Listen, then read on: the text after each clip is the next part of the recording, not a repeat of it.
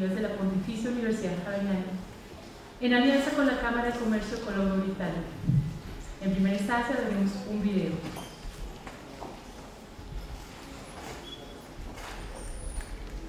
Lars Magnus Ericsson believed that communications are a basic human need. Back in 1876, this was a radical thing to say. He wanted everyone to benefit from the chance to communicate, wherever they were in the world. We started with the telegraph, then made things more personal with the telephone. For the first time, someone could communicate with another person in another place in real time. Some phones even became design icons. Others found a place in homes across the world. 1981, we were the first to take things mobile. Lars Magnus Ericsson believed that communications are a basic human need. Back in 1876, this was a radical thing to say. He wanted everyone to benefit from the chance to communicate, wherever they were in the world. We started with the telegraph, then made things more personal.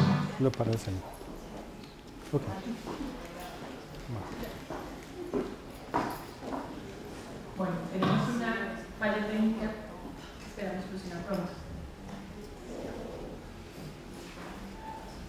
Escucharemos la conferencia titulada Perspectiva de la Industria de Telecomunicaciones, que será dictada por el doctor Rolando Martínez, presidente de Ericsson.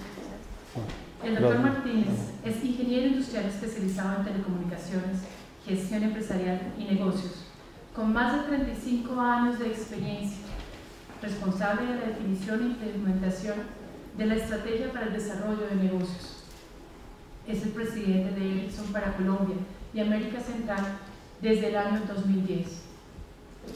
Al doctor Martínez lo podemos definir como un entusiasta e impulsor de Internet de banda ancha, ya que, en su concepto, proporciona un sinnúmero de posibilidades para desarrollar no solo el comercio, sino también las competencias por parte de los usuarios. Hace que los gobiernos se comuniquen directamente con sus ciudadanos y ayuda a mejorar la educación. Le damos una bienvenida al doctor Martínez.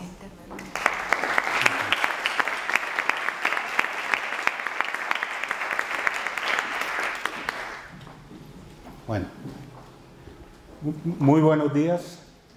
Primero que todo quiero agradecer por esta invitación. Voy a tratar de, en una hora, contarles un poco qué es Ericsson a nivel mundial y también para que podamos entender mejor lo que nosotros hacemos, porque no es nada fácil. Muchos de ustedes nos confunden con Sony Ericsson. Sony Ericsson es otra compañía. Tuvimos que ver en esa compañía de Sony Ericsson, pero Ericsson es completamente diferente. Para que mejor entiendan nuestra actividad,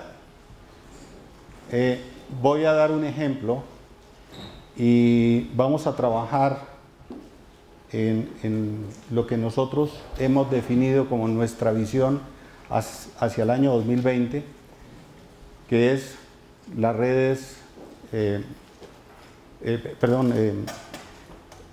la sociedad completamente conectada. ¿Ok?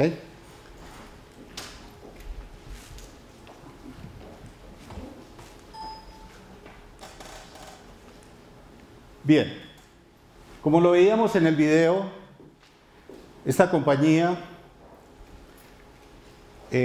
fue fundada en Suecia en el año 1876. Lars Magnus Ericsson fue la persona que la fundó, y las primeras órdenes fuera de Suecia se consiguieron en el año 1881.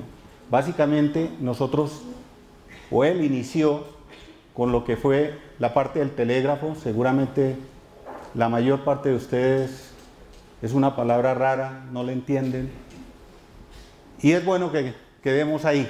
Era un medio de comunicación en ese momento, el telégrafo. La primera fábrica la tuvimos en el año 1897, y esa primera fábrica, básicamente lo que nosotros hacíamos era aparatos telefónicos.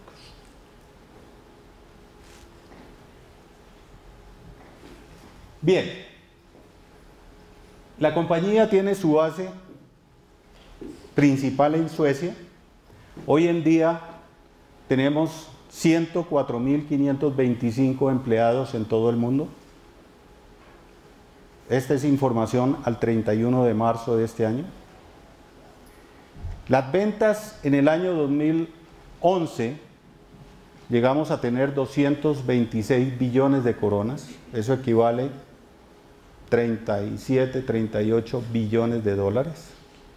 Y tenemos alrededor del mundo 27.000 patentes. Nuestra base instalada está en 180 países.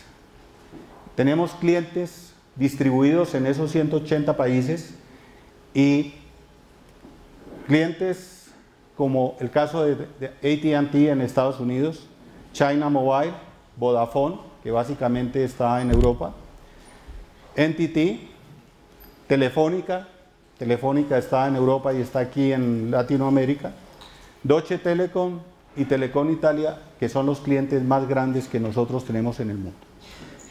El 40% de todas las conexiones que se tienen en el mundo a través del móvil, a través de los smartphones, iPads, computadores, pasan por equipos suministrados por la compañía nuestra. Es decir, nosotros proveemos infraestructura para lo que tiene que ver con la parte de telecomunicaciones, para que todos estos aparatos que hoy en día tenemos en nuestras manos se puedan conectar. Nosotros suministramos ese tipo de infraestructura. ¿Qué más hacemos? Obviamente le suministramos a los operadores servicios. ¿Servicios para qué? Para que ellos puedan ofrecerles a todos los usuarios, a todas estas personas, a todos los que tenemos de alguna manera aparatos conectados, el poder garantizar esa conexión y poder garantizar una eficiencia. Y en la parte de multimedia, pues nos hemos venido convirtiendo en los últimos años también en suministradores de aplicaciones para esa parte que tiene que ver con multimedia. Tenemos un joint venture con una compañía que hoy en día se llama ST Ericsson, y básicamente con esa compañía lo que nosotros hacemos es suministrar lo que es el chipset o la plataforma para poder conectar cualquier elemento a una red. Más adelante voy a contarles un poco de esto, en qué consiste esa parte. ¿Qué pasa en Colombia? Nosotros la primera fábrica la teníamos en el año 1897 en Suecia. En Colombia, nosotros el primer contrato lo firmamos en el año 1896. Esta es una copia de lo que fue ese contrato y que teníamos que suministrar nosotros allí en ese momento. Teníamos que suministrar 50 aparatos telefónicos de esa época, que eran este tipo de aparatos los que suministrábamos en ese momento. Entonces, la historia en Colombia, día 14 de abril, como aparece ahí en la fotocopia, nosotros nos empezamos a tener negocios en Colombia y nos establecimos en Colombia. Desde ese momento, la compañía ha estado siempre en Colombia. Hemos tenido diferentes fases, llegamos a tener fábrica, no solamente para Colombia, sino también para lo que era la región andina. Por cuestiones de negocios y también de los mismos gobiernos, la fábrica la cerramos en el año 1986.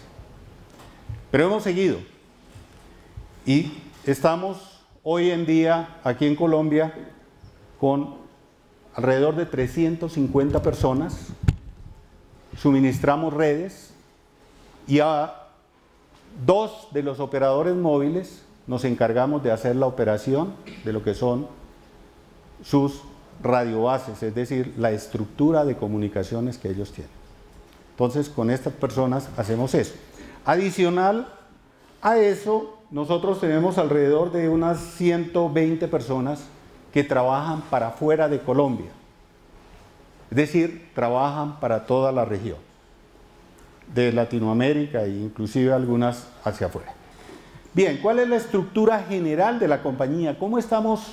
Es decir, ¿cómo hacemos para nosotros prestar esta parte? Primero que todo, obviamente tenemos un presidente de compañía basado en Suecia y tenemos algunos grupos funcionales que nos soportan, es decir, todo lo que tiene que ver con recursos humanos, finanzas, mercadeo, toda esa parte de comunicaciones, pues la tenemos acá nosotros en ese grupo de funciones.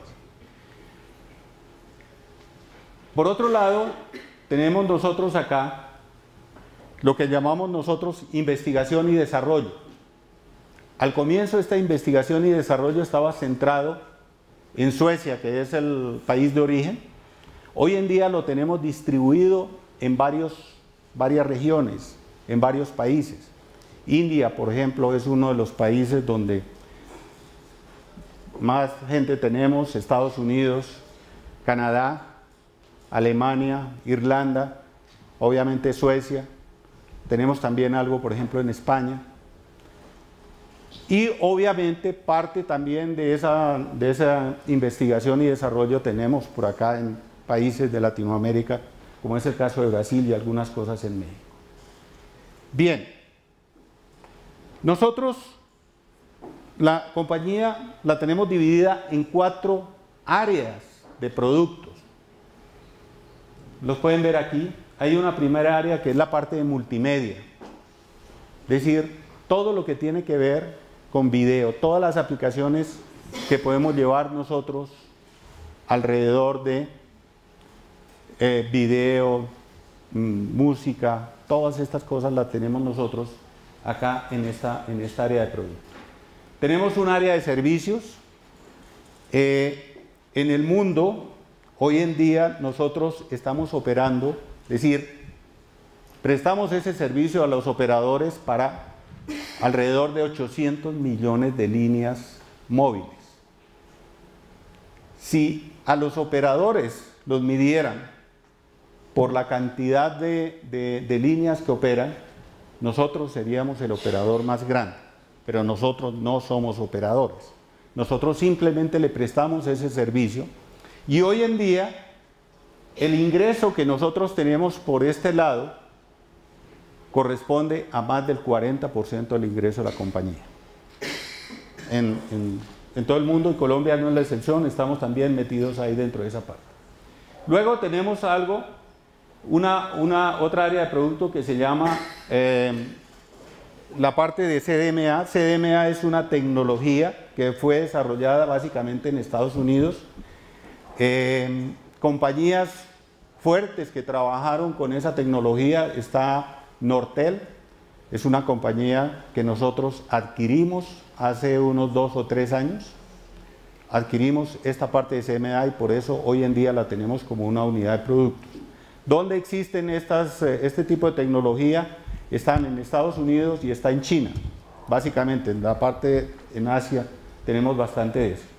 Y por último tenemos un área de producto que se llama la parte de redes, que es donde nosotros trabajamos todo lo que ustedes ven por ahí en las torres de la parte móvil. Es decir, el equipo que se instala allí lo suministramos, somos uno de los suministradores que hay en el mundo de esa parte. Y obviamente el equipo central para que eso pueda funcionar también lo estamos suministrando y corresponde a esta unidad de producto. Estas 4 unidades de producto, básicamente, cada una de ellas, el caso de la multimedia, el caso de los servicios y el caso de las redes, la base está en Suecia, pero tienen gente distribuida en todo el mundo. Es decir, operamos, ellos funcionan como una sola unidad, pero distribuidos en los 180 países que he mencionado. El caso de CDMA, la base está en Canadá, Y también tienen gente distribuida en toda parte del mundo. Bien, para atender el mercado, para atender lo que es la parte de ventas propiamente dicho, el mundo se ha dividido en 10 regiones. Es decir, los 180 países que nosotros atendemos se han dividido en 10 regiones.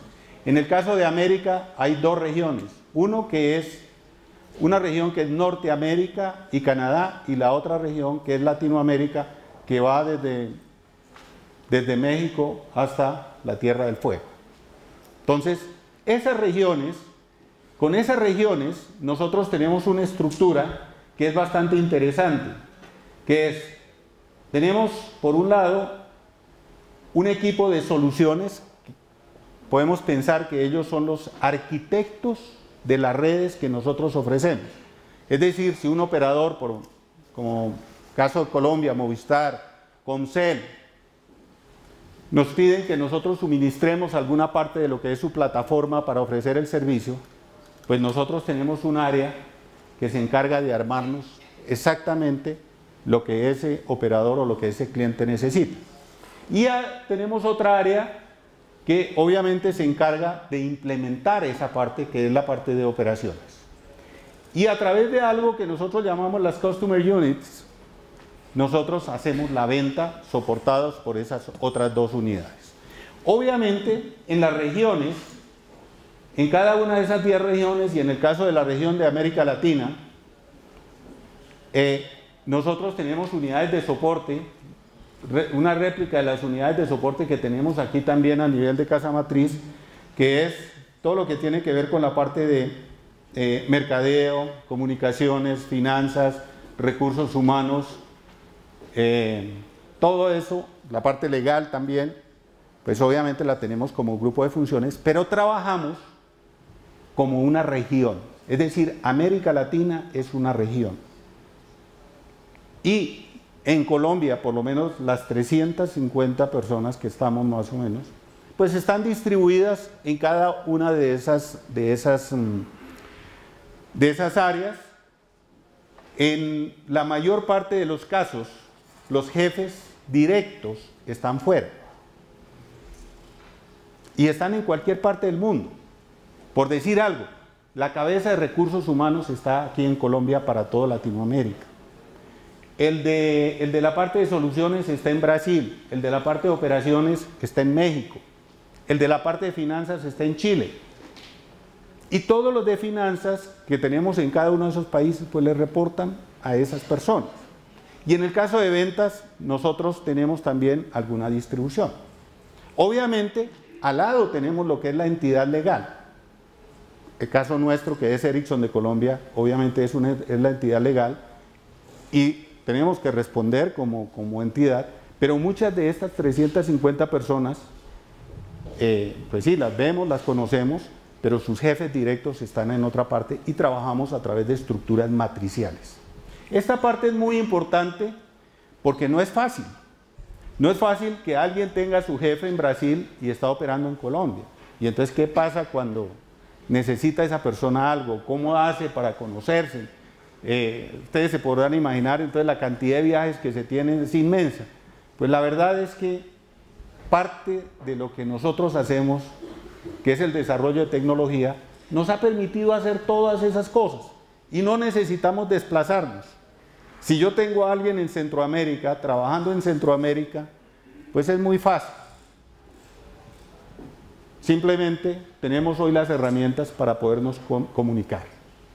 Hace muchos años hablábamos de la videoconferencia, eran unos equipos monstruosos. Yo creo que aquí al lado hay un laboratorio, creo que hace como 1 año y medio estuve en la inauguración del laboratorio y mostrábamos un poco los equipos que se requerían para hacer una videoconferencia. Hoy sabemos que una videoconferencia la puedo hacer yo con un smartphone.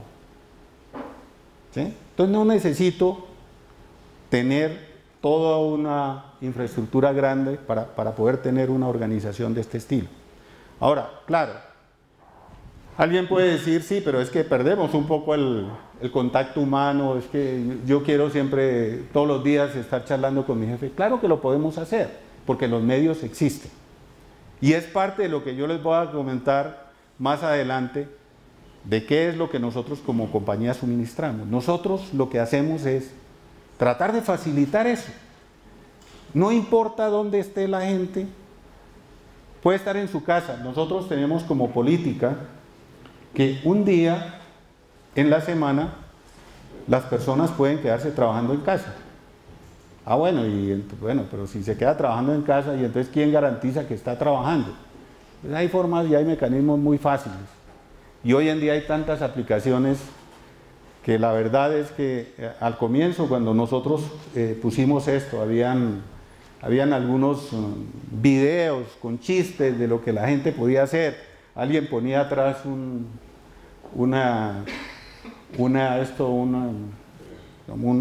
telón y estaba simulando de que estaba trabajando mientras estaba hablando con el jefe, y detrás estaba la piscina. La verdad es que eso no existe. Funciona muy bien y realmente es una forma de poder incentivar y poder facilitarle la vida a la gente, en especial en países y en ciudades como la nuestra, donde la movilidad es un problema. ¿Sí? Obviamente la gente tiene que ser responsable y sabe que tiene que trabajar, hay un horario que tiene que cumplir y hay unas responsabilidades que tiene que cumplir también con ellas. Entonces, esa es básicamente la forma como nosotros estamos organizados como empresa. Bien, si nosotros nos vamos un poco a lo que es la segunda parte que yo mencionaba, que es el desarrollo de las comunicaciones, aquí pueden ver a través de los diferentes modelos de teléfonos qué era lo que se hacía y cómo hemos ido evolucionando. Es decir, hace muchos años, cuando empezamos aquí en Colombia, que arrancamos por acá y arrancamos precisamente con este modelo de teléfono. Y básicamente allí lo que hacíamos era comunicar dos sitios. No hablamos tanto de personas, porque cuando vamos a la parte del telégrafo, por ejemplo, comunicábamos simplemente dos sitios. Obviamente se beneficiaban las personas, pero básicamente eran sitios, era la casa, era la oficina, el sitio de trabajo, lo que nosotros estábamos conectando, y ahí habían aparatos. Por acá, en el año 1971, nosotros empezamos con lo que se llama la parte de la tecnología móvil. ¿Y móvil? ¿Por qué?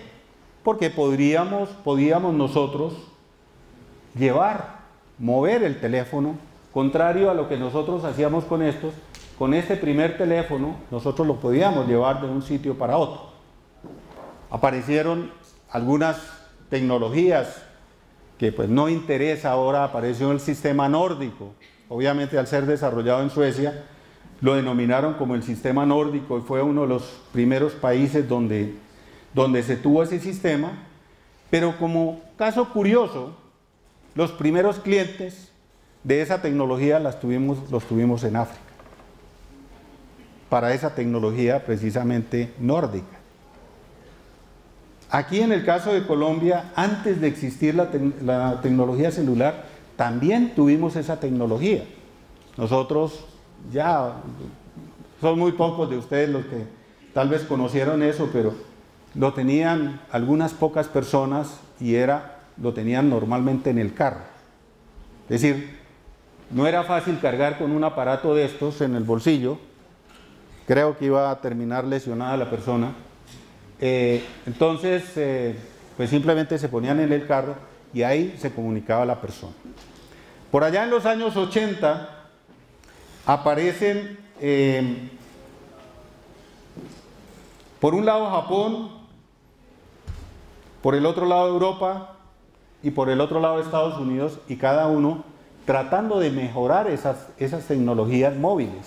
Y ahí aparece la tecnología, lo que llamábamos nosotros, o llamamos hoy en día la tecnología celular.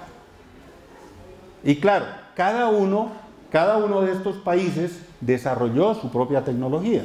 Entonces teníamos el sistema asiático, teníamos el sistema americano y teníamos el sistema europeo. Y cada uno le dio un nombre y lo definió de alguna manera.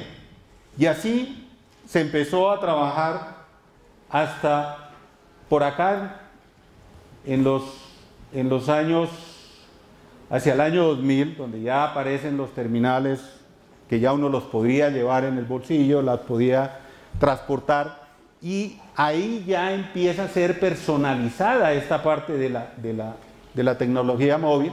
Entonces aparece la tecnología móvil personalizada, es decir, ya yo tenía mi propio móvil, ya yo no dependía del teléfono de la oficina, ya no dependía del teléfono de la casa, sino que yo tenía mi propio número y lo podía llevar a cualquier sitio. Y apareció algo que es la característica entre la primera tecnología que les hablé y esta nueva tecnología, es que no importa por dónde yo me estuviera moviendo, si yo tenía una llamada establecida, no se me iba a caer.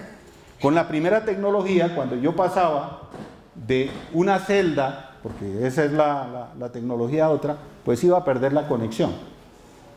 ¿Sí? Entonces, en el caso de Bogotá, por ejemplo, en las primeras tecnologías habían 1 o 2 celdas, entonces era muy fácil. Pero si ya salían al borde de la ciudad, ya no tenían servicio.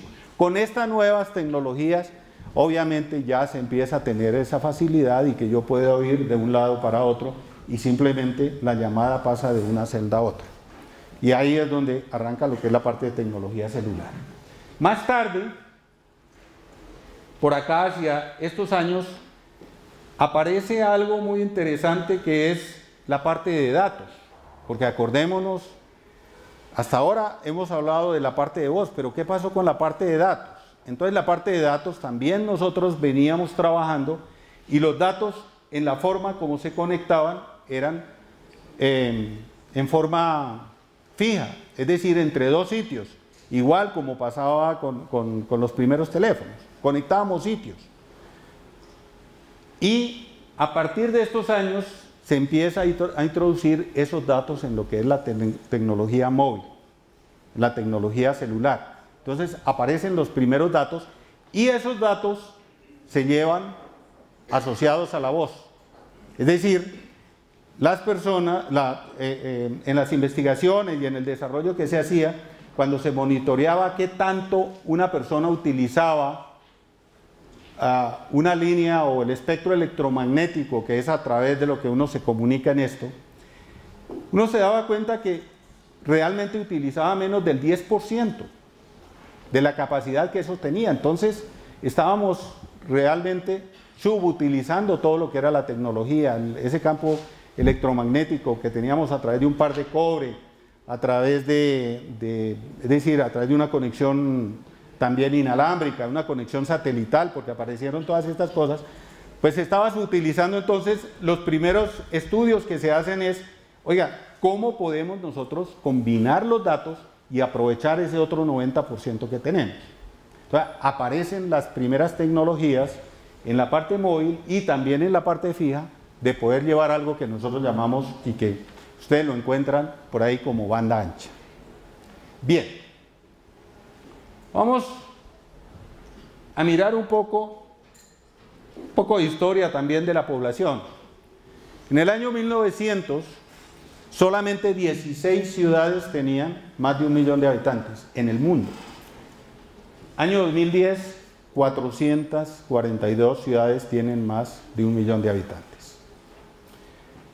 ¿Eso para qué nos sirve?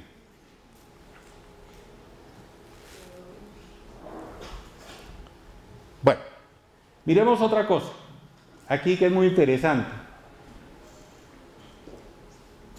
Hasta el año 2008, la población rural que había en el mundo superaba lo que es la población urbana. ¿Sí? A partir del año 2008, la población urbana ha venido creciendo y la población rural tiende cada día a bajar un poco más. Miremos aquí qué ocurre en el año 2020. En el año 2020 nosotros estamos hablando de que en el mundo van a haber alrededor de 7.000 millones de habitantes, poco más tal vez, pero por ahí va a estar la población a nivel mundial. Por otro lado, si nosotros miramos en los últimos 200 años, hemos tenido 4 revoluciones. La primera fue en el año 1771, que se llamó la Revolución Industrial. Luego, hacia el año 1829, fue la del vapor, el carbón, el hierro, y ahí aparecen los primeros ferrocarriles. Creo que nosotros, el tren que tenemos aquí es una réplica todavía de esos años. Y en el año 1875 se empezó a trabajar con lo que fue la parte del acero y empezó a trabajar lo que llamamos la alta ingeniería. Y hoy nosotros estamos metidos en lo que es la quinta revolución. Y la quinta revolución se ha denominado de la parte de IT, es decir, de todo lo que tiene que ver con datos y comunicaciones. Toda revolución se caracteriza o se divide en 2 partes. Una primera parte que va entre 20 y 30 años, que se llama de instalación, y básicamente lo que ocurre con esa etapa es que lo que se hace es tratar de solucionar problemas que se han presentado y cubrir necesidades que no han sido satisfechas hasta ese momento. Entonces, ahí los ganadores, nosotros podemos decir, pues han sido las personas que han establecido y que han mostrado el requerimiento de que, oiga, necesitamos algo. Si nosotros miramos en esta revolución en que nos encontramos hoy, ¿qué es lo que nosotros hemos hecho? ¿Qué es lo que se ha estado tratando de satisfacer? La necesidad de comunicar, no solamente a 2 personas, sino que también se empezó a crear la necesidad de conectar no solamente sitios, personas, sino también máquinas. ¿Cierto? Y en la parte de las máquinas, obviamente, el otro requerimiento que hay es que si queremos comunicar todo el mundo y que todo el mundo esté completamente comunicado independiente de los sitios donde se encuentre, pues tenemos que buscar soluciones que no tengamos que colocar cables.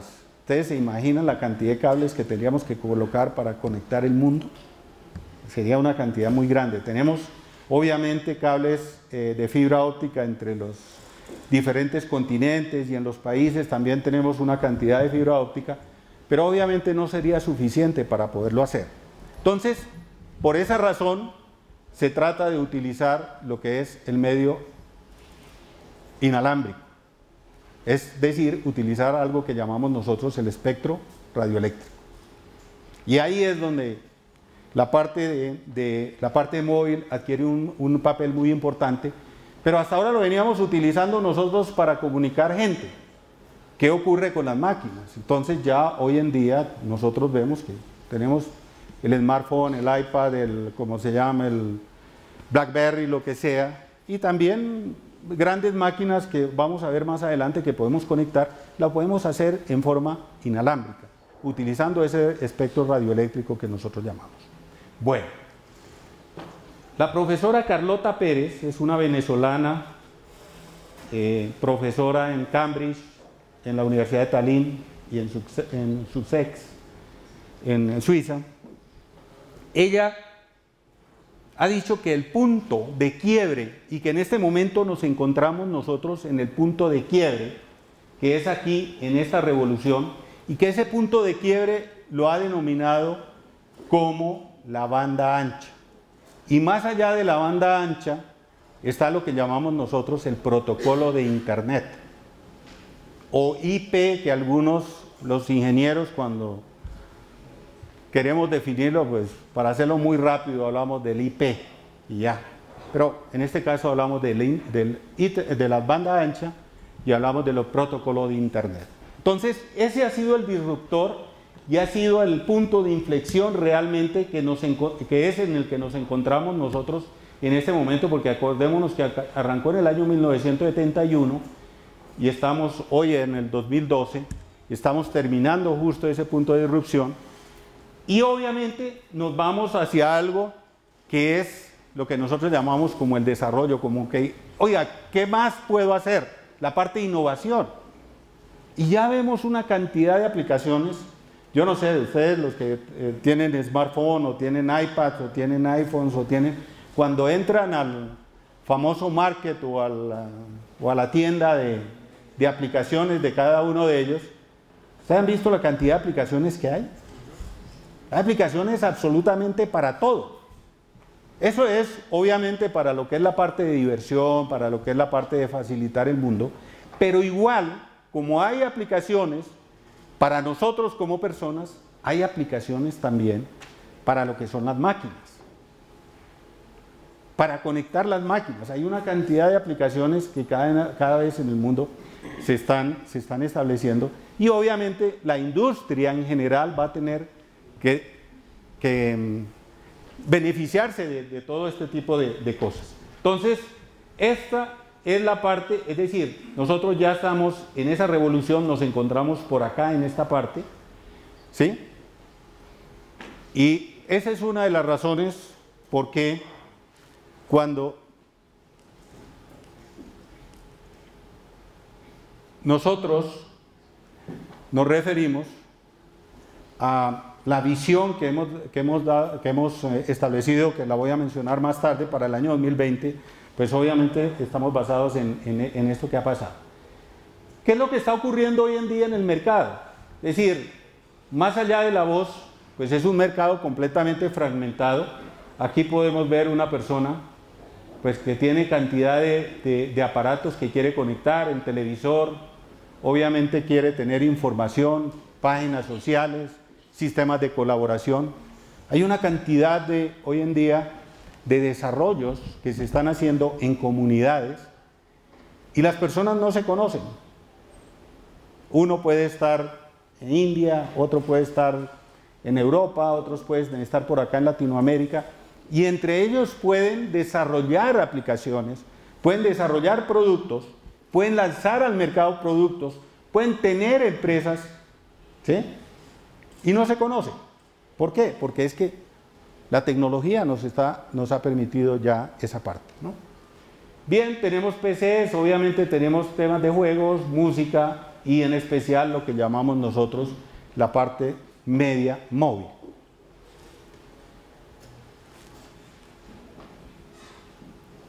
¿Qué beneficios va a tener la sociedad? Obviamente, básicamente todos se encaminan a tener una mejor calidad de vida, ¿no? Todos se van a encaminar a tener, que la gente tenga una mejor calidad de vida, que todo el ser humano podamos nosotros tener acceso a la misma información y podamos mejorar nuestra calidad de vida en esto. Bien, aquí este es un resumen de todo lo que les he mencionado, y aquí viene la parte de la visión nuestra, lo que nosotros hemos establecido. Es decir, anteriormente hablábamos de una conectividad global, nos movimos hacia una conectividad personal, que es cuando aparece la tecnología móvil, y ahora vamos moviéndonos hacia algo que llamamos nosotros la sociedad digitalmente conectada.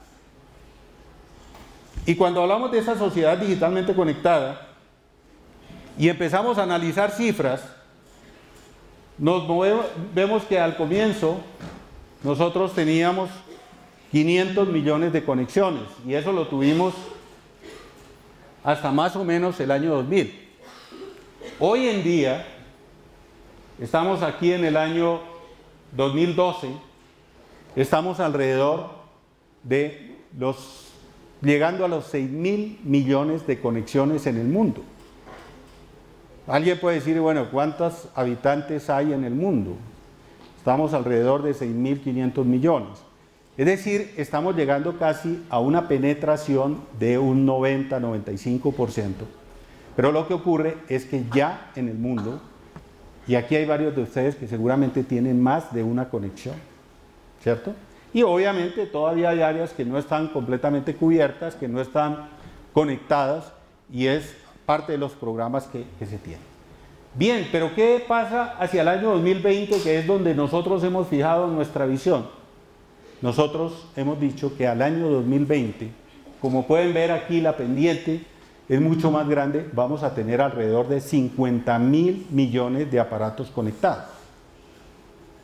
Y alguien me puede preguntar, bueno, pero cuando mostró la población al año 2020 hablaba de que íbamos a tener 7.000 millones de habitantes en el mundo. Entonces esto significa que vamos a tener nosotros más de un aparato por persona. Sí, así va a ser. Para el caso de Colombia, nosotros esa visión la fijamos en el 2010. En ese momento habían 40 millones de conexiones móviles en Colombia. Y nuestra visión en Colombia es que en el 2020 van a haber 400 millones. Y alguien puede decir, bueno, pero la población en Colombia pueden ser 48 millones en el caso del 2020, si bien nos va.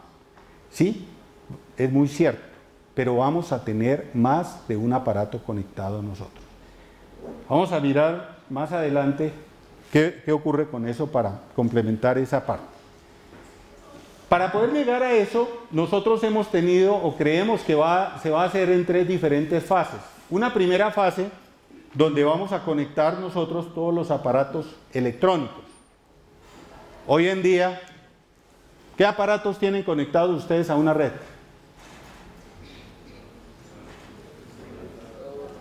El celular, el televisor, el equipo de sonido, va a haber la nevera, la estufa, la alarma de la casa. ¿Qué más se les ocurre que se pueda conectar? La cámara, ¿cierto? Hasta hace unos años, puede que algunas personas, poco ya de mi edad, todos cuando tomábamos fotos llegábamos a la casa muy juiciosos a bajar las fotos. Hoy en día ya no queremos eso, nosotros queremos colocar la cámara en algún sitio y simplemente que las fotos yo las pueda mandar a cualquier parte del mundo y a cualquier aparato, ¿cierto? Bueno, pero ¿qué más podemos conectar? Los carros. Los carros, hoy en día hay varios carros que ya traen lo que llamamos nosotros el chipset, la plataforma que yo les hablaba que producíamos en la compañía ST Ericsson. Ya tienen la plataforma, ¿para qué? Para colocar la SIM card y dejarlo completamente conectado. ¿Para qué sirve? Pues vamos a hablar un poquito de las aplicaciones, más adelante vamos a hablar de una cantidad de cosas que se pueden hacer con el carro conectado. Bueno, pero hay otras cosas que debemos mirar. ¿Qué ocurre? En una segunda fase, que es en la que hoy en día nos encontramos, estamos conectando todo lo que tiene que ver con la industria. Entonces, todos los aparatos que hay en la industria, carros, barcos, sistemas de seguridad, pues debemos nosotros conectar. Y viene una tercera fase, que es lo que nosotros esperamos tener en los próximos, por lo menos 5 años, y es donde vamos a tener absolutamente todo conectado. Y que para la persona sea completamente indiferente de lo que tenga que hacer. Entonces, vamos a tener cada uno nuestras propias redes y simplemente yo defino qué es lo que voy a colocar en cada uno de esas conexiones. Bien, obviamente tenemos que pensar, cada vez que nosotros trabajamos en el desarrollo de todos estos elementos, tenemos que pensar en 3 cosas que son fundamentales. Uno es la parte de energía. Nosotros sabemos que la parte de energía es algo que nosotros tenemos que cuidar, que tenemos que buscar energías renovables. Cada vez que nosotros diseñemos aparatos de estos, pues debemos tener presente esto. Hay muchos, hoy en día en el mercado ya hay aparatos móviles que se alimentan con los desechos de energía que hay en el ambiente. Es decir, ya no necesito conectar la batería del teléfono a la red, sino que simplemente esa batería se recarga con los desechos que hay de energía que hay en el ambiente. Ese es un ejemplo de lo que puede ser.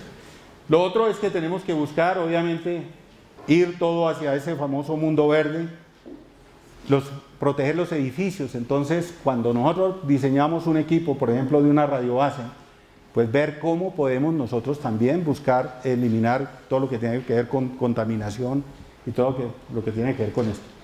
Y el último, que es muy importante, es pensar siempre en la movilidad, en que yo voy a llevar mi conexión conmigo. Acordémonos que hablábamos de la voz, hablábamos de los datos y no hemos hablado del video. Es decir, la parte de televisión.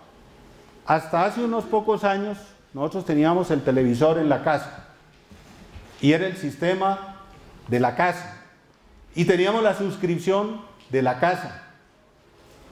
Ahora nos estamos moviendo nosotros a tener nuestra propia suscripción. Cuando tengamos implementado, por lo menos en el caso de Colombia, tengamos implementado todo lo que tiene que ver con televisión digital, pues yo voy a poder llevar mi sistema, mi suscripción de televisión conmigo.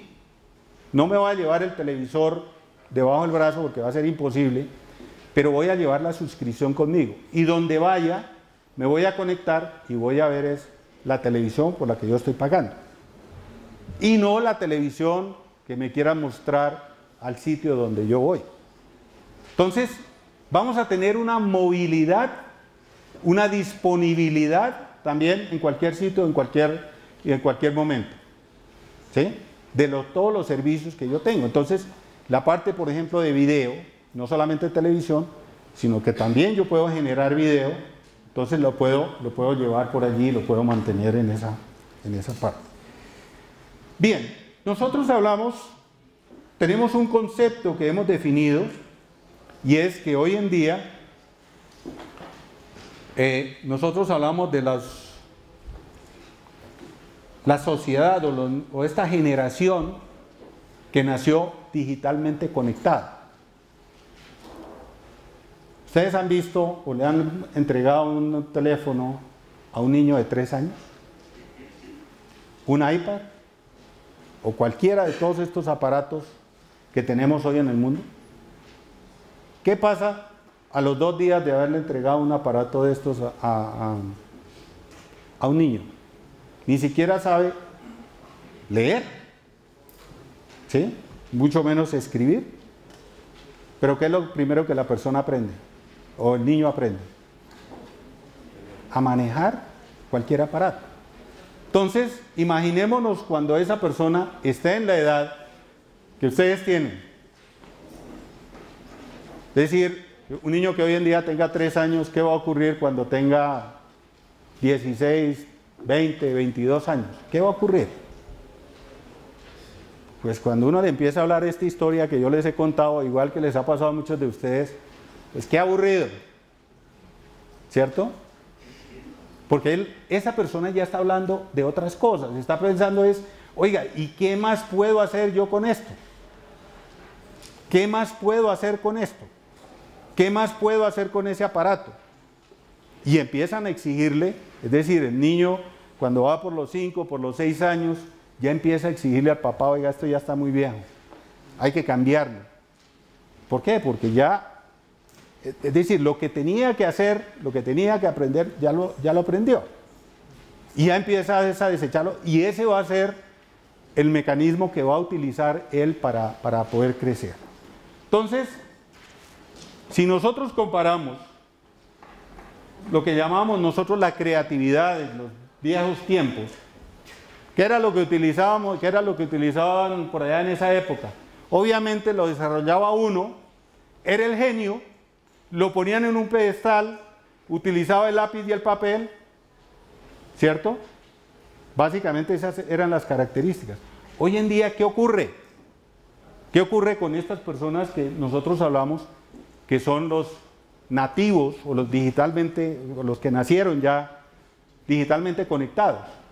Pues que ellos cada vez van a explorar, y van a explorar es no tanto para qué premio voy a obtener yo, qué tanto dinero voy a obtener, sino no importa. Mire, yo descubrí que yo puedo hacer esto, mire, aquí está. Y se empiezan a generar lo que yo mencionaba ahora rato, lo que son las partes de comunidades, y nosotros sabemos que la mayor parte de los desarrollos que hoy en día se hacen a través de comunidades, y son personas que no se conocen entre sí, que simplemente se conectan a una página social, de lo que nosotros llamamos, y a través de ello es que están llevando todo lo que tiene que ver con los diseños, llamémoslos los inventos, las innovaciones que cada una de las personas está haciendo. Entonces, en esta parte también ha cambiado completamente el mundo en eso. Bien, de aquí, bueno, volvemos a lo que es nosotros la visión de los 50 billones de aparatos conectados. Ya hemos hablado de esta parte. Me voy a mover aquí, y aquí quiero detenerme un poco, porque aquí tenemos nosotros una cantidad de conexiones en casa, en la sociedad, todo lo que tiene que ver con infraestructura, la parte de transporte y las redes completamente personales. ¿Qué pasa si yo les digo que los árboles también van a estar conectados? ¿Ustedes me creen?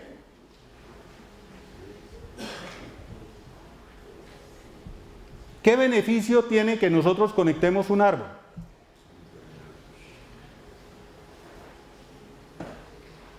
¿A alguien se le ocurre? ¿Cómo? El cuidado, sí, es uno de ellos. Productividad.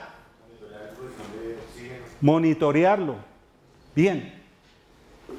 Ustedes saben que en 20 días estamos entrando en algo que se llama el Acuerdo de Libre Comercio con Estados Unidos. Y seguramente en septiembre, octubre estamos ingresando con Europa. ¿Sí? Y alguno de ustedes ha visto, aquí creo que hay uno de los, creo que es Pomona, creo, algo así. Ha visto, en especial con la carne, para ponerlo como ejemplo, que la carne importada de Uruguay es muy escasa aquí porque todos lo llevan para Europa, pero tiene un código de barras. Ya ustedes tienen smartphone, todo el mundo tiene, y allá tienen lectores de los códigos de barras. Hagan el ejercicio un día y miren qué información tiene ese código de barras. Ese código de barras trae la historia de lo que fue el novillo, es decir, qué pasto consumió, qué nutrientes, grado de contaminación y una cantidad de información que uno no se puede imaginar. Esos son los requisitos que un tratado de libre comercio pone para llevar productos, en especial a Europa, que está un poco más adelantado. Entonces, ok, si nosotros queremos entrar, ustedes han visto cómo se hace el seguimiento, cómo es el análisis, por ejemplo, de tierras, el sistema de cómo cultiva la gente nuestra. Pues obviamente que no. Estamos lejos de eso, ¿cierto? Pero ¿qué ocurre? Y es parte, fíjense que el gobierno colombiano hoy tiene algo que se llama el Plan Vive Digital. ¿Sí? Y el Plan Vive Digital, una de las metas es llevar y conectar con fibra óptica a 754 municipios. Y conectar 754 municipios no quiere decir de que va a conectar el hospital, la alcaldía, la notaría, la parroquia, bueno, algunas escuelas, colegios que tenga ahí, sino que debe proveer la infraestructura. Esa va a ser la superautopista que van a utilizar de información para poderle ofrecer servicios, por ejemplo, a la gente que cultiva. Entonces, volviendo al árbol, nosotros hace 2 años, Cartagena, en una feria que hay de tecnología, conectamos un árbol. En Cartagena lamentablemente no pudimos llevar el café porque el clima es muy apto para el café, pero llevamos un árbol de naranja. Bueno, ahí aguantó más. Y la idea era que al tenerlo conectado, a través de una superautopista que llamamos nosotros banda ancha, ¿sí?, que todos lo conocen de esa manera, a través de esa superautopista, no importa en qué parte del mundo podía estar un agrónomo, podía estar haciendo una cantidad de mediciones, acidez de la tierra, aparte de lo que dijeron aquí, mirar lo que era la productividad, el cuidarlo, la seguridad, etcétera. Pero lo más importante era el qué nutriente le debo yo colocar a la tierra. Y que esa persona, por ejemplo, el objetivo es que esa persona, en este caso el agricultor, pueda beneficiarse y pueda tener un agrónomo en cualquier parte del mundo que lo esté asesorando. Y seguramente el gobierno, es decir, una vez tenga la plataforma básica que es la parte de comunicación, pues luego van a haber programas de desarrollo para lo que es la parte del agro y poder cultivar de acuerdo con las normas que exigen los países del TLC. Obviamente, después de que lo tenga conectado, ustedes se pueden imaginar lo que quieran. En la demostración que nosotros hacíamos, que es parte de nuestras aplicaciones, estaba que si una persona se acercaba a 1 hora, inmediatamente le mandaba un SMS a alguien en un celular. Y si alguien llegaba a tocar una hoja del árbol, pues inmediatamente se disparaba una alarma, igual como ocurre con una casa. Entonces, esa es una de las tantas aplicaciones que aparecen con esa parte que nosotros llamamos banda ancha y con esa parte de tecnología. Y cuando hablamos nosotros de conectarlos, de tener los 50.000 millones de aparatos conectados, pues nos estamos refiriendo a que todo eso lo vamos a tener. Imagínense en el caso de la salud, para colocar otro ejemplo, ¿qué ocurre hoy en día con una persona en el campo? Personas que el centro de salud les queda a 1 hora, escasamente van al centro de salud. Y cuando van al centro de salud, llegan y les dicen, bueno, mire, lo primero que tenemos que hacerle, hoy todos sufrimos de estrés de alguna manera, ¿cierto? Entonces vamos a hacerle una endoscopia porque es que, usted tiene problemas de esto. Pero entonces váyase a la ciudad y la persona tiene que caminar, caminar no, sino coger algún transporte 3-4 horas para llegar a la ciudad y ver si para cuándo le dan la cita. Entonces la persona, ¿qué ocurre con esta persona? Pues normalmente no va. ¿Y por qué tenemos nosotros, es decir, países como el nuestro, no le estoy hablando de otros lados, el grado de mortalidad, el índice de mortalidad que tenemos nosotros por enfermedades que se podían prevenir es muy alto? Entonces, obviamente, aquí viene de nuevo el mismo ejemplo. Una endoscopia, para los que lo han hecho, nunca lo han hecho, es simplemente un computador y una sonda que normalmente una enfermera es la que lo tortura, y ya cuando lo ha torturado, llega el especialista y lee los resultados. ¿Qué pasa si eso se lleva a un sitio y en vez de que la persona se desplace 3 horas, simplemente el computador y la sonda se tienen allá en el puesto de salud, la enfermera le hace el examen y simplemente el especialista que está en la ciudad puede hacer el análisis y puede remitir los resultados y le puede decir qué hay? Entonces, obviamente que se va a reducir ese índice de mortalidad que tenemos, por ejemplo, por ese lado, que son los famosos cáncer de estómago, que si obviamente se controlan a tiempo, pues seguramente se reduce en esto. Bueno, nosotros tenemos varios ejemplos de esto.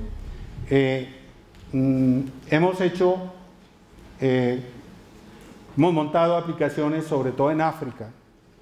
Teníamos un lago, por ejemplo, hay un lago grandísimo donde los pescadores pues salían y la cantidad de personas que morían por año era una cifra bastante grande. ¿Por qué? Porque la persona estaba por allá, de pronto un infarto o lo que fuera, y ahí pues no había forma de poderlos auxiliar. Entonces, a través de los sistemas que nosotros, decir, que hemos desarrollado, que es la parte de la actividad de nuestra compañía, que es todas estas plataformas de banda ancha y todas estas cosas, pues obviamente con eso se puede evitar. Les hablé hace un rato del carro conectado, ¿cierto? Les dije que el chipset se montaba, y alguien dice, oye, ¿para qué me sirve el carro conectado? Imagínense que ustedes se vararon, no importa dónde estén. ¿Qué ocurre hoy con los carros? Un Spark, por ejemplo, que es el carro más económico que hay, tiene un computador. Cuando llevan el carro al taller, le conectan un computador y le hacen el diagnóstico y le dicen qué es lo que tiene el carro y se lo solucionan ahí mismo, o si tienen que cambiarle algo, pues se lo cambian, ¿cierto? Pues si el carro está conectado y se varó y le pasó algo por allá y está a 500 kilómetros del taller, pues simplemente llaman al taller, el señor llega y se conecta a la red, le hace el diagnóstico y le dice exactamente qué pasó con su carro. Y si no lo puede reparar en ese momento, le dice, mire, acérquese a tal sitio y allá ya lo van a atender. Esa es una de las miles de aplicaciones que puede tener el carro conectado. Y alguien dice, pero por eso pues yo no voy a pagar una conexión. Acuérdense, hace varios años decíamos que nosotros no queríamos pagar por la televisión. Hoy todos pagamos por la televisión. Bueno, pero hay otro caso, en el caso del carro, ya todos los carros traen unas cámaras muy pequeñitas, iguales a las de los móviles, y están normalmente adelante y atrás del carro. Si los carros están conectados, pues fácilmente se van a establecer redes donde, si yo voy en un trancón, como normalmente ocurre, yo quiero ver qué pasa 300 metros o 500 metros más adelante, donde de pronto tengo alguna forma de desviar, y quiero ver si ya ha pasado ahí el trancón o sigue el trancón. Entonces, ¿qué pasa? Yo voy a buscar la forma de conectarme a un carro que esté allá en ese sitio, verlo en mi pantalla del carro y ver si realmente vale la pena o no seguir o me puedo desviar. Entonces, es otra de las aplicaciones. Y bueno, aparte de poder trabajar, aparte de poder hacer una cantidad de cosas en el carro, pues obviamente van a ser facilidades que nosotros tenemos. Por esa razón, nosotros creemos y estamos completamente seguros que esos 50.000 millones de aparatos conectados en el 2020 los vamos a tener. ¿Por qué? Porque cada uno de nosotros vamos a crear la necesidad, y en especial los jóvenes o los niños, por ejemplo, que hoy en día tienen de 3 a 10 años, pues en esa época van a estar entre los 11 y los 20 y tantos años, y van a ser las personas que seguramente van a estar desarrollando mucho más cosas para poder hacer.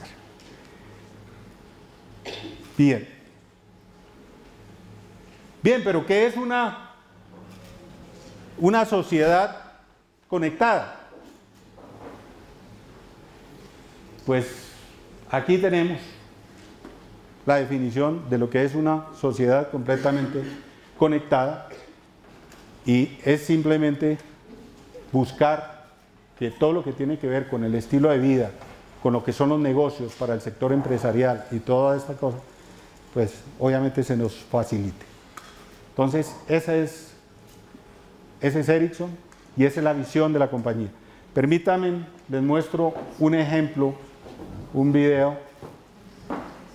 Es el segundo. ¿No? No, entonces déjalo así. No, déjalo así. Muy bien. Si tienen alguna pregunta, con mucho gusto. Señor. Al principio de la conferencia nos hablaste de las ventajas que tiene trabajar en Ericsson por la conectividad que existe dentro de la empresa. O sea, ustedes pueden hacer videoconferencias con mucha más facilidad y todo eso. Pues en un futuro la idea es que todos los usuarios de smartphones puedan hacerlo. Hace aproximadamente 6 meses, UNE firmó un contrato con Huawei para comenzar con el que montaron la primera torre de LTE, o sea, 4G para los celulares. Sí. ¿Cuándo, dentro de su visión, cuándo creen que las ciudades principales de Colombia van a tener tecnología LTE de forma comercial? Bueno. Todo depende de la política que tenga UNE.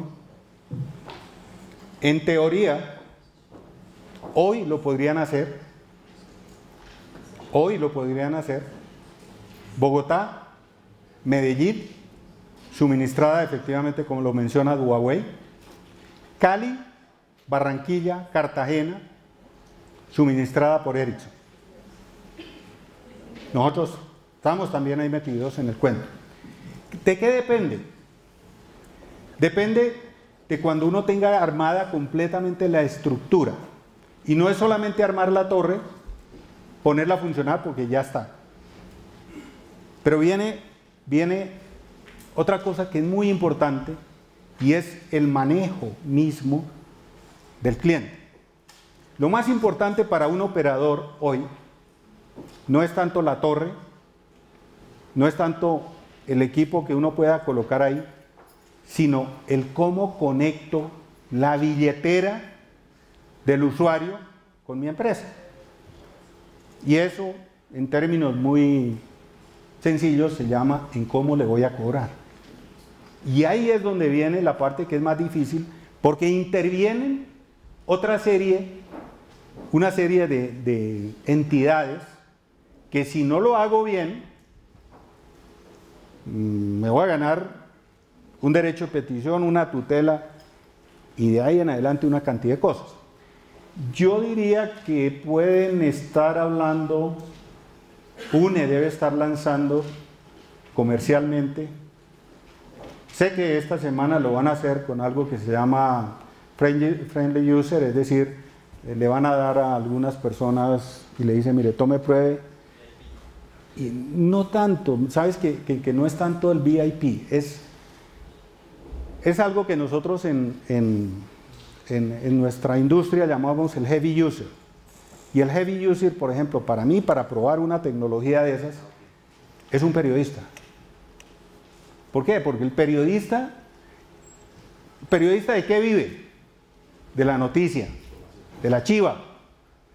Un segundo para un periodista puede ser toda una vida. ¿Sí? Entonces, ¿qué ocurre? Al periodista hay que, tome, mira, pruebe esto. ¿Por qué? Aparte del tamaño de información que va a llevar, porque es video, está también el que le responda en tiempo. Y que llegue ese segundo antes del otro periodista. Entonces, supongo que ellos lo van a hacer con ellos. Supongo, no tengo ni idea. Pero supongo que lo van a hacer con ellos. Y es probar y mirar de qué ocurre. Y en el entretanto, pues van alineando todos los temas de medición y tarificación y todas esas cosas. Yo diría que por ahí junio, julio deberían estar saliendo. Bien, los otros operadores. Hay una licitación abierta para más espectro. Como les mencioné, el espectro radioeléctrico es el principal medio por el que se comunica esto, y lo van a adjudicar el 22 de agosto. Entonces yo diría que antes de finalizar el año, en todas las ciudades, las principales ciudades, por lo menos las 5 más grandes, vamos a tener no solamente a UNE, sino vamos a tener todos los otros operadores ofreciéndonos exactamente lo mismo. Y ya que me habla de eso, pues no he querido mencionar ningún tema técnico de capacidad, pero vale la pena hacerlo.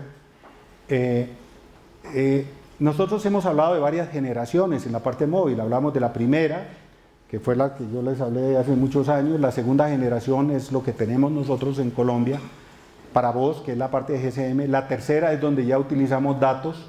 Hay algunos que dicen que esa es cuarta generación, pero pues la verdad es que no. La cuarta generación realmente es el LTE. ¿Y cuál es la diferencia? La primera generación de datos podríamos transmitir nosotros a 200 kilobits por segundo, llegamos hasta 385. La tercera generación, estamos hablando de de poder llegar hasta 42 en este megabits, y con la cuarta generación estamos hablando hoy de poder llegar a 150 megabits. Nosotros el año pasado, en febrero, mostramos en Barcelona, en una feria mundial que hay, mostramos ya sistemas transmitiendo a 1.2 gigas. Es decir, ¿qué hace una persona con 150 megabits? Pues va a tener televisión, va a tener absolutamente todo, video. ¿Cuántas personas lo van a utilizar? Pues va a ser un porcentaje mínimo, realmente. Obviamente podemos tener todos LTE, pero no vamos, para lo que lo hacemos nosotros, para navegar, para chatear y para eso, no necesitamos todo eso. Buenos días. La pregunta le estaba orientada hacia la afectación de la salud de las torres, que siempre ha habido con ese misterio, si es verdad o no es verdad, ahorita con la mejora. ¿Qué tanto llega a afectar? Yo pienso que hay otras cosas que afectan mucho más. Es decir, cuando nosotros andamos en una ciudad como la nuestra, y nosotros miramos lo que eso podría afectar la salud, comparado con lo que el resto de cosas lo pueden afectar, esto es mínimo. Realmente no, porque cada vez nosotros hemos tratado de que la contaminación que estos equipos produzcan sea la mínima posible.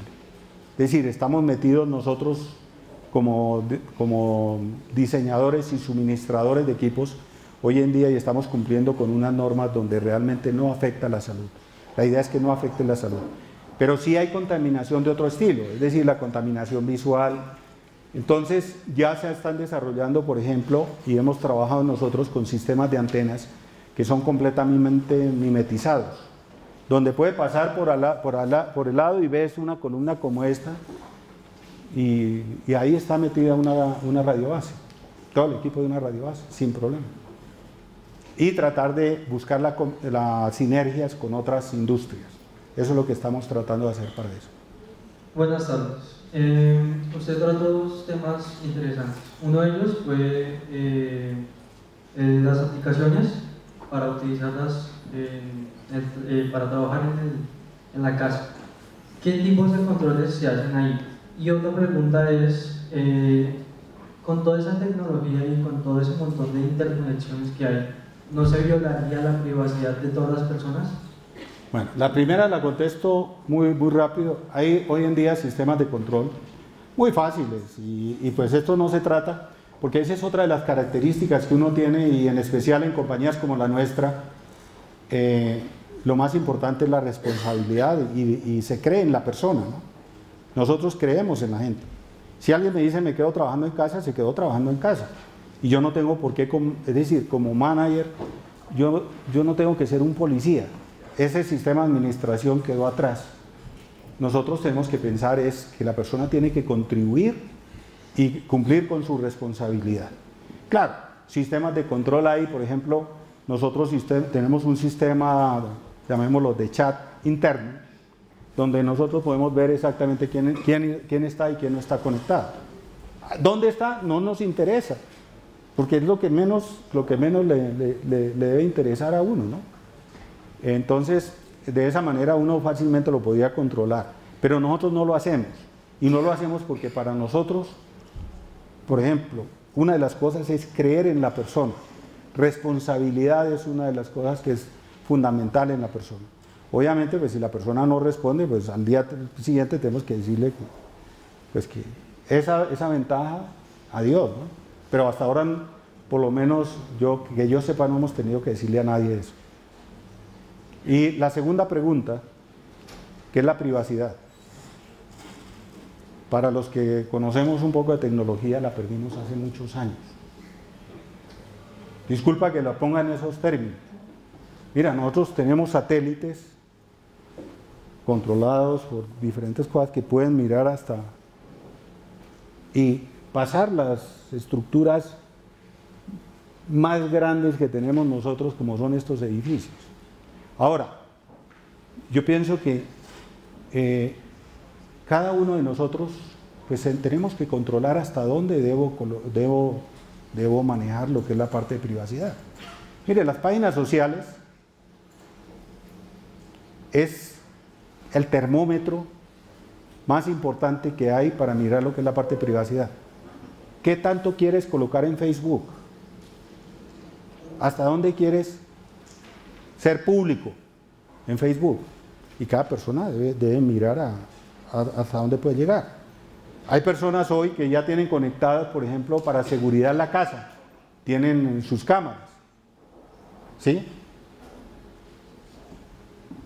Y todo depende. Oiga, yo quiero dejarlo abierto a que cualquier persona esté viendo dentro de mi casa. Yo soy el responsable y soy el que voy a manejar y voy a tener el control. Entonces, simplemente yo defino hasta los límites hasta donde otras personas pueden llegar. Y la tecnología para definir esos límites está dada. Ya existe, no es algo que hay que inventar, ya existe. Y seguramente van a ver y van a ver más, porque van a ver y cada día van a ver más de lo que llamamos hackers, que van a tratar de violar. Y es decir, esto va a ser algo cíclico y va a ser algo del trabajo diario. Hay algunos que van a tratar de atacar y otros que van a tratar de desarrollar para defender. Pero así es eso. Eso es como un partido de fútbol. Hay un atacante y hay un defensa. Y hay que seguirlo, ¿sí? Pero así va a ser eso. Y preguntaba más enfocada, pues mirando todo lo del futuro de las telecomunicaciones. Yo soy ingeniero electrónico aquí en la Javeriana y me he dado cuenta que mucho de la parte de operadores de telecomunicaciones, digamos Movistar, no sé lo que sea, están teniendo cada vez que invertir mucho más en infraestructura ofrecida por Ericsson, por Nokia, Siemens, por Huawei, por Telas, por ejemplo, y cada vez es menor, digamos, las ganancias que reciben por esa cantidad de infraestructura o sea, la cantidad de inversión que tienen que hacer. Digamos, ahorita Tigo está ofreciendo HSPA Plus como si fuera 4G, porque me imagino que es una inversión grandísima, que ya viene el LTE y pues tienen que tratar de sacar el mayor provecho a esa infraestructura ¿cómo ven ustedes el futuro de eso versus aplicaciones, digamos, como Instagram, de gente que no está metida en infraestructura y en 17 meses una persona que creó Instagram se volvió multimillonario, sí, versus los operadores móviles como tal, que cada vez ven que tienen que invertir más y más y están ganando menos, mientras que la gente que hace, digamos, aplicaciones como tal se vuelven millonarios en un año, por decir. Sí. El mundo se tiene que reorganizar de alguna manera, reestructurar de alguna manera, y la industria lo tiene que hacer. Una de las cosas que nosotros, por ejemplo, no hacemos, y estoy seguro que el día que, si hoy nos dijera, tiene que pagar por esto, pues lo vamos a pensar dos veces, ¿cierto? Entonces, ¿qué es lo que está pasando? ¿Quiénes son los que se están beneficiando hoy de todas esas grandes superautopistas que están montando de comunicación? Son los proveedores de aplicaciones o proveedores de contenido, ¿cierto? Miremos sin dar sin ir demasiado lejos, un Facebook. Y alguien dice, oiga, pero yo no pago por el Facebook y lo tengo y lo utilizo y lo llevo en cualquier parte y monto fotografías, monto todo. Hay alguien que está pagando por eso, ¿sí? ¿Ustedes no saben quién paga por eso?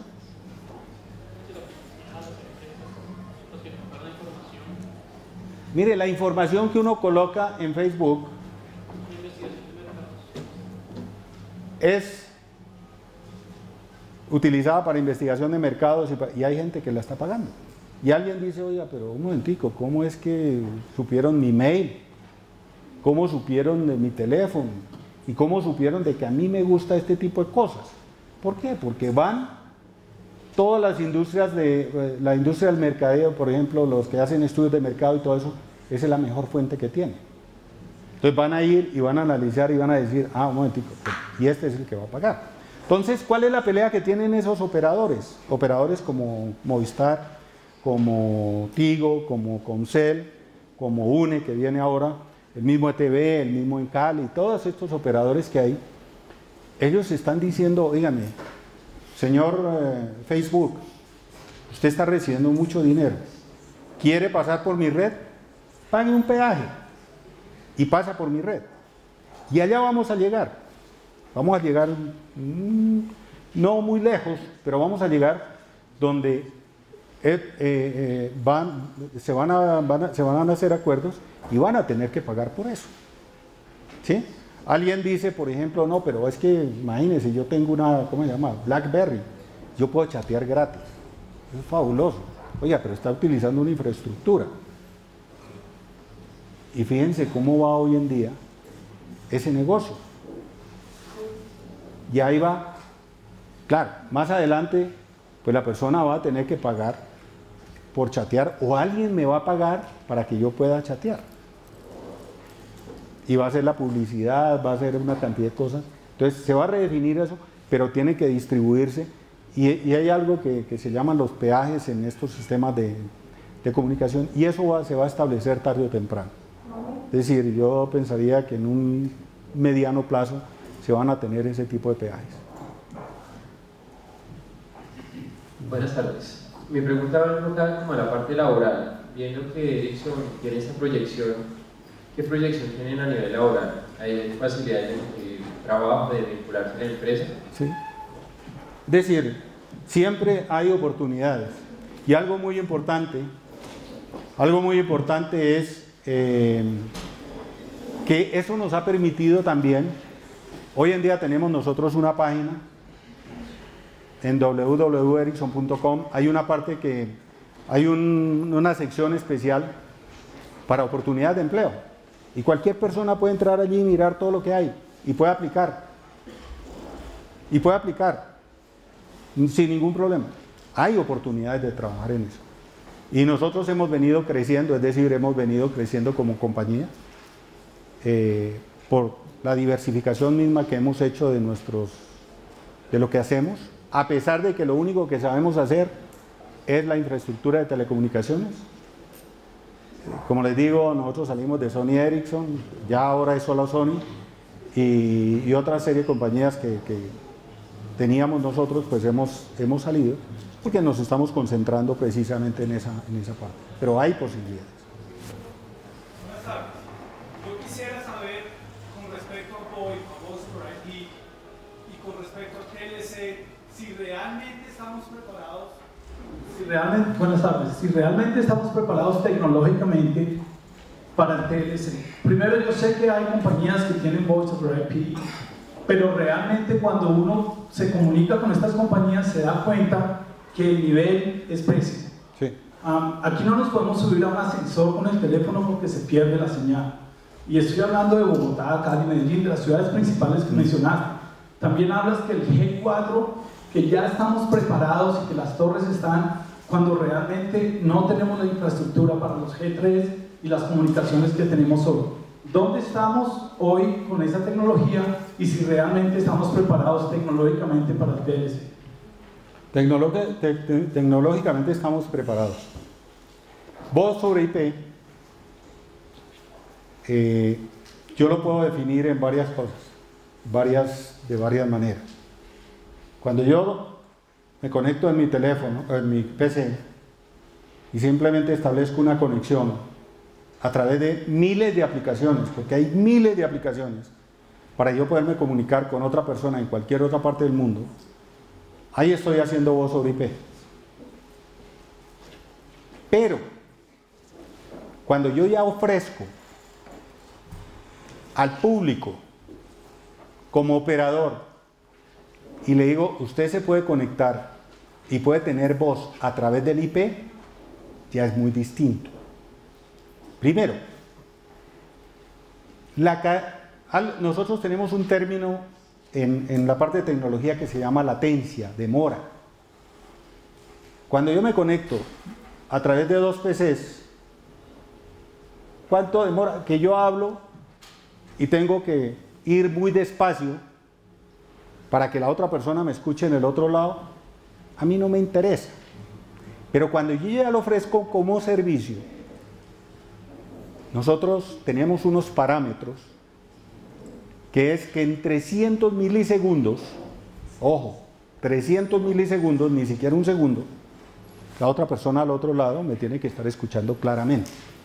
Y hablamos de unos índices de calidad que son impresionantes. Son el 99.999, 5 nueves de calidad de servicio. Entonces, cuando alguien habla de que tenemos que ofrecer eso para ofrecerlo ya como servicio público, estamos hablando de otra cosa. En el caso del PC, yo diría que no estamos ni siquiera en el 30%. En el otro yo tengo que hablar ya de los 5 nueves. Y obviamente van a haber compañías que van a estar ofreciendo, acercándose a los 5 nueves. En el peor de los casos debería estar en el 95%. Entonces, ahí deben de estar. Entonces, es muy diferente y seguramente van a haber operadores y con el TLC vamos a tener mucho más y con esto vamos a tener operadores que nos ofrecen eso. En Estados Unidos, por ejemplo, hay una compañía que se llama MetroPCS. Es un operador, tiene 30 millones de abonados. Un operador pequeñito, pero es tan grande como el Concel de acá. Y ellos ofrecen voz over IP. Y su nicho de mercado ha sido el mercado latino. Y entonces, no, mire, usted llama a Colombia, en una tarifa de $50 usted puede llamar todo el tiempo que quiera a Colombia. Y lo hacen a través del IP. Pero ahí ellos ya tienen que estar garantizando una calidad mínima de servicio. Y no es la calidad del PC, es una calidad muy superior. ¿Y qué ocurre? Hay reguladores. Y aquí tenemos la Comisión de Regulación, la CRC, donde si a mí un operador me ofreció una calidad de voz y yo no la estoy cumpliendo, pues inmediatamente voy allí y me quejo, o a la Superintendencia de Servicios Públicos Domiciliarios, me quejo y esa compañía la van a sancionar, al operador. Entonces, yo le diría que sí estamos preparados en eso, que Colombia sí se está preparando, que lo de 4G viene, que efectivamente no se ha masificado lo de 3G y ya estamos hablando de 4G, pero precisamente de eso se trata. Yo siempre he tenido un dicho que cuando va uno a la tienda a comprar el último computador, va y pregunta, oiga, véndame el último PC que tenga, en tecnología, y llegan y le muestran el PC. Y yo estoy saliendo por la puerta y está entrando otro. Y eso es un ciclo. Esto mismo ocurre en la parte de tecnología. Han habido muchas discusiones, yo he sido partícipe de muchas discusiones en este país de la conveniencia o no conveniencia de tener 4G aquí o LTE que se llama. Y pues la verdad es que nosotros no podemos quedarnos atrás. Es decir, como industria, como, llamémoslo así, como persona, lo necesitamos. Entonces debemos ir. Ahora, que se justifica, y aquí lo mencionaba, que esto no es un caso de negocio rentable para los operadores, puede que sí, puede que tenga razón. No es un caso rentable para los operadores, pero seguramente se van a buscar mecanismos para poder llegar allá. Y yo creo que eso es. Ahora, en la forma como el gobierno mismo está manejando los procesos, creo que lo está haciendo en una forma muy interesante, porque yo les hablé de una adjudicación de espectro que va a haber en agosto, y una de las condiciones que ellos ponen es que el 25% del dinero que paguen esos operadores lo tienen que pagar en especie. El gobierno les va a asignar un área del país donde tienen que cubrirla sin que sea rentable. Puede que pasen 2 personas por allá, ¿sí? Como negocio, pero tienen, simplemente como parte de la licencia, los van a obligar a cubrir esas regiones. Y esa es una manera de poder, porque hay otros países, el caso de Chile, que ha sido uno de los pioneros en este continente, ellos han utilizado mucho eso, es decir, que no llegue el dinero al gobierno y de pronto se quede por ahí alguno enredado en una parte y la otra sí lo inviertan, entonces es mejor que el mismo operador lo invierta. Y obviamente eso tiene unos plazos para poderlo hacer, por lo menos en los pliegos, la forma como está contemplado ahora. ¿Bien? ¿Una otra pregunta? Bueno. Muchas gracias.